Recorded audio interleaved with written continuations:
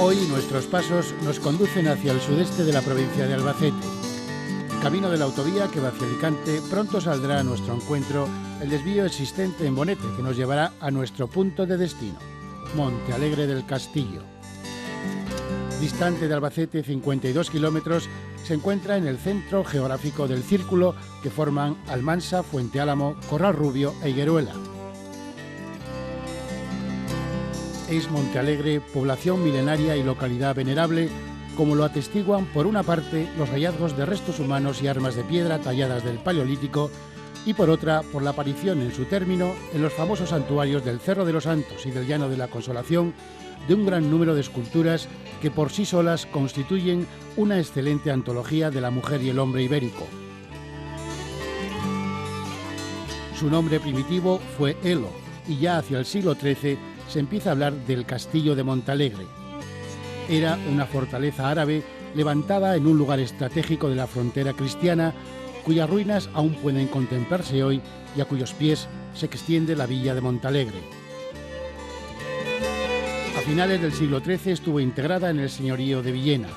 Después, don Juan Manuel la concedió a su hijo Sancho Manuel, que la repobló con colonos y labradores, construyendo casas en torno al castillo, dando así origen a la villa. Capítulo destacado de su historia entre los años 1705 y 1707 lo constituye la Guerra de Sucesión por las grandes penalidades que sufrió en esta cruel lucha. Ocupada unas veces por las tropas leales a Felipe V y otras por las del archiduque Carlos, no tuvo paz ni sosiego hasta que esta guerra tuvo su fin en la famosa batalla de Almansa, cuyas primeras escaramuzas tuvieron lugar en estas tierras. Con la lejanía del tiempo, hoy Montealegre vive con el recuerdo de su denso pasado y la convicción de un presente próspero lleno de posibilidades de desarrollo económico.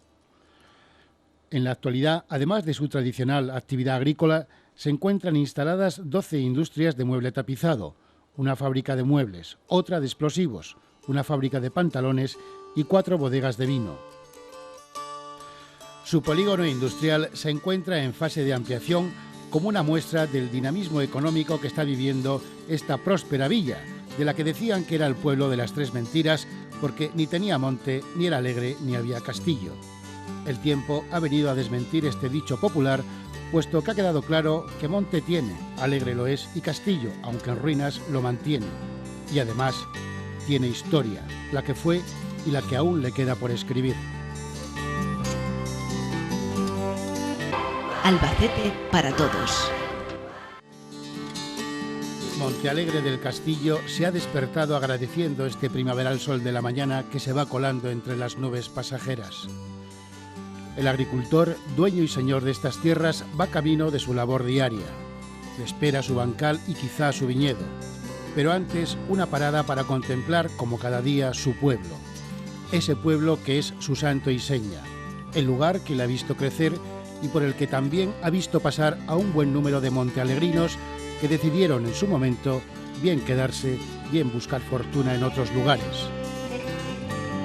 Hoy Montealegre crece, después de una fuerte emigración en los años 50 y 60 que acabó tocando fondo. En la actualidad tiene 2.200 habitantes.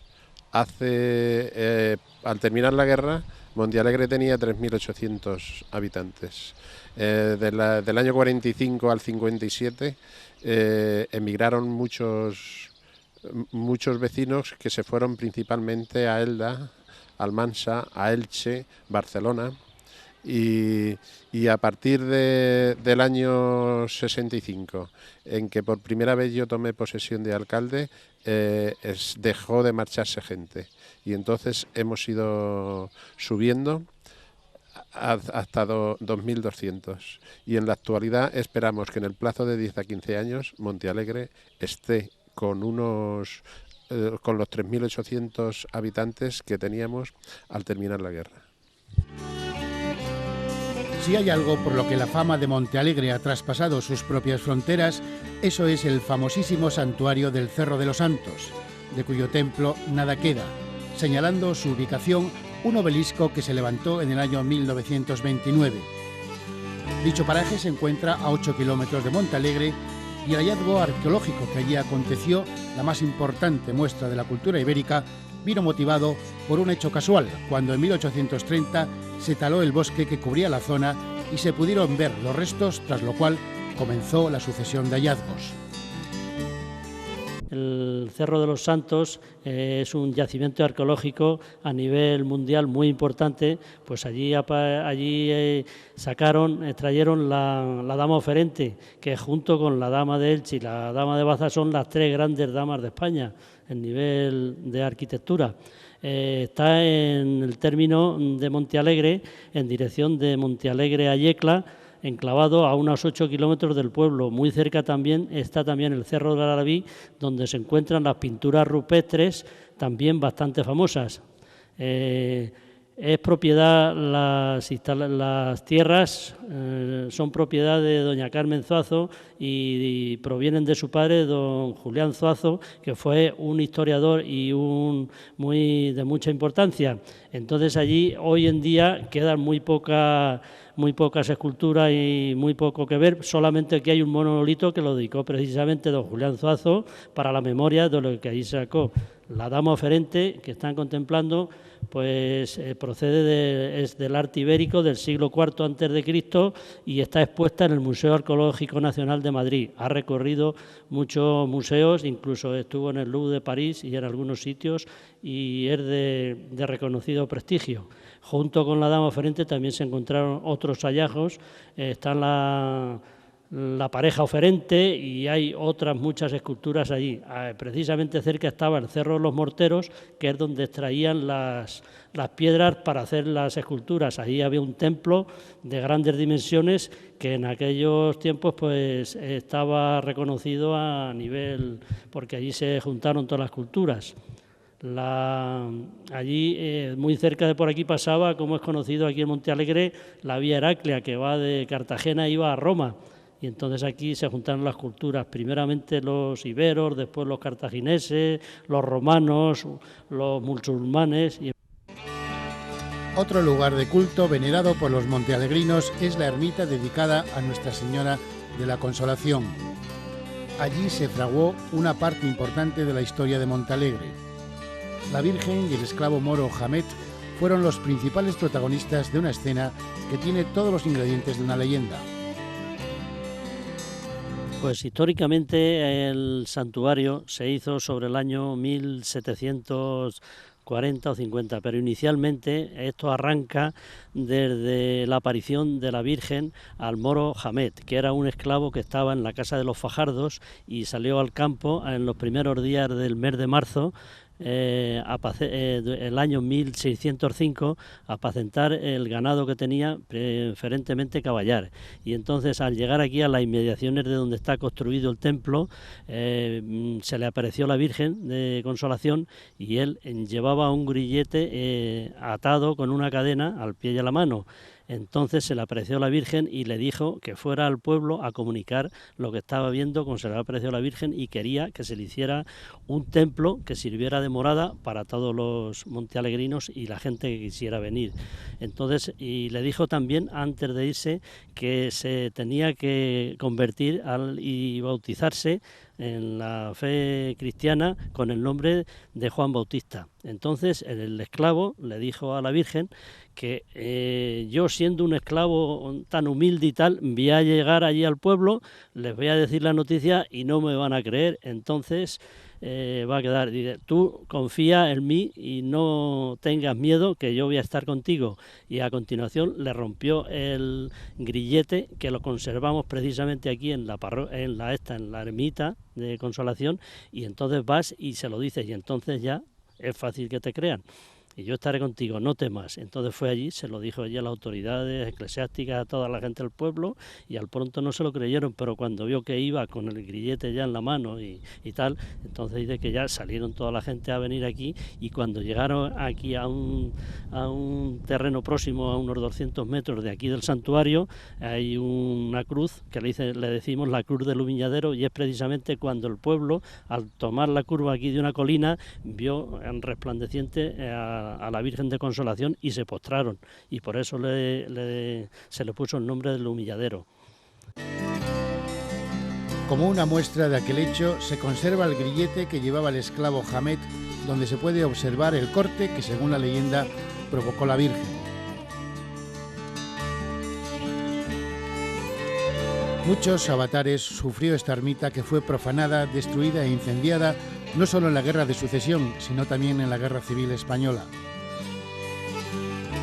Entre 1705 y 1707 vivió Montalegre los efectos devastadores de la Guerra de Sucesión. Unas veces ocupada por las tropas de Felipe V, a las que hubo que alimentar y proveer para el camino, otras por las del archiduque Carlos, que la saquearon e incendiaron, no tuvo Montalegre tranquilidad ni sosiego. En el interior de su ermita estuvieron acuarteladas en 1707 las tropas de Felipe V, las vísperas de la famosa Batalla de Almansa, que pondría fin a la barbarie que vivió Montalegre en esa época y en cuyo término comenzarían las primeras escaramuzas.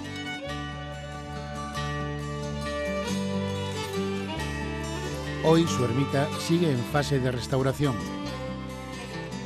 A raíz del 1750, entre el 1750 y 1768, es cuando ya se hicieron las obras del templo, se le hizo también que había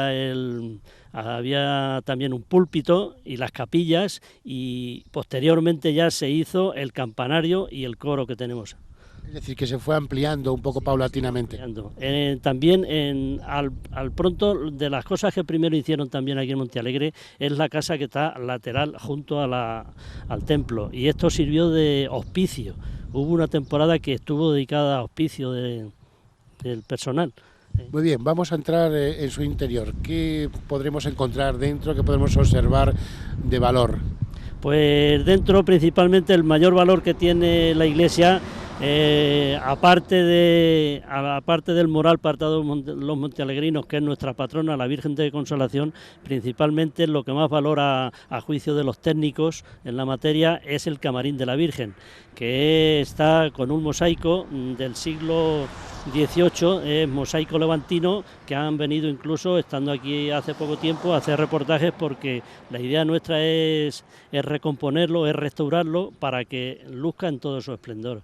La parte también tiene algunas zonas también, escayolas y todo eso, están deterioradas, pero se ve como una vez que quede reconstruido, que va a ser una cosa digna de mención y de alabanza. Bien, ¿de qué estilo es en su interior? El estilo es muy sencillo, tiene algo de barroco, pero en fin, los trazos son muy rectos y muy eso, y no tiene pero tiene una nave central, que es la más importante. Enfrente tiene el lateral, detrás, como he dicho, está el camarín de la Virgen, y a los lados tiene unas capillas que fueron dedicadas inicialmente a San Juan Bautista. Es hora de dejar atrás la historia y alimentar los cuerpos viajeros, porque el comer tiene mucho de aventura. Es Montalegre rica en catálogo gastronómico y generosa en los vinos que da esta tierra plagada de viñedos. La Asociación de Amas de Casa de Montalegre les van a ofrecer una novedosa y jugosa variante del gazpacho manchego, que han complementado con unos típicos postres del lugar. Aquí lo típico es hacer siempre de caza, con perdiz y el conejo y pollo campero. Pero dado que estamos en Cuaresma, naturalmente también Viernes de Dolores, y guardando nuestra tradición, hemos creído conveniente hacer unos gazpachos de marisco, que también están muy ricos, ya los probarán, ¿sí? Entonces, pues le explico un poquito la receta, ¿verdad? Pues nada, el gazpacho en sí, naturalmente, la base fundamental es que la torta cenceña esté bien hecha. Y esta es cenceña, es casera, cenceña. Está elaborada por nosotras, con nuestras propias manos, que eso tiene un caché, ole. Entonces luego, cuando ya están las tortas hechas, que las liamos para que estén muy tiernitas, y además abocados y arrastrados, como vulgarmente se llaman, pues hemos deshecho todas, entre todas las que han deshecho. Luego se pone suficiente aceite a sofreír, naturalmente buenas cabezas de ajos grandes, sin espijar, con su tomate, atún fresco, pero atún rico, de verdad, recién, que lo han traído aún esta madrugada, nos lo han traído aún de Valencia, el atún. Las gambas, almejas de carril, extraordinarias. Y entonces lleva también unas tiras de pimiento que le dan un sabor muy grato, ¿no? Y todo eso se pone a cocer. Y está con un hervor para que naturalmente no se vaya cada trozo por su lado. Y cuando ya está bien hervido, y también el correspondiente tomate, entonces ponemos el gazpacho, y cuando ya está un poquito ya bien cocido, que eso va rápido porque si observan, que la observarán al comerla, verán que la torta es muy fina y esa se cuece muy bien. Y entonces luego se deja un poquito reposar, porque si está caldoso no es bueno y si está amasado duro tampoco. Tiene que tener su punto de sal, de todo. Entonces luego los arrastramos, como bien ven las tortas de la mesa, se arrastran y quedan buenísimos.